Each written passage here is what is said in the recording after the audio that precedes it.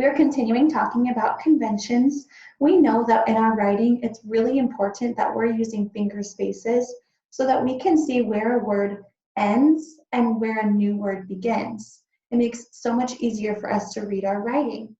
I've seen some great work from you guys, but I want to just remind you of how we can make sure we're using those finger spaces, okay? Let's take a look at this sentence. When I look at the sentence that I wrote, I didn't use good finger spaces, and it's really hard to read it, and it's really hard to tell where a word ends and where a word begins, okay? So when we're doing our writing, let's make sure that we're using those finger spaces, and I'm going to show you how we can do that, okay?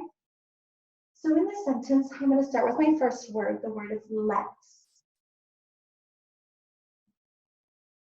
Now, before I write my next word, I'm going to either put my finger there, or I'm going to move my hand over one jump, or I could even use another tool like a crayon or a marker or a skinny popsicle stick to help me hold that spot right there. Okay, so let's, now I've got my finger space.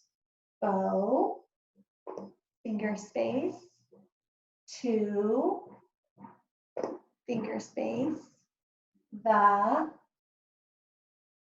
finger space, heart. Look at the difference in those sentences. This one is so squished together and I can't even read it. But this one is so easy to read because I've got those finger spaces in between my words and I can see where the word ends and where a word begins. Okay? Keep up the great work, you guys.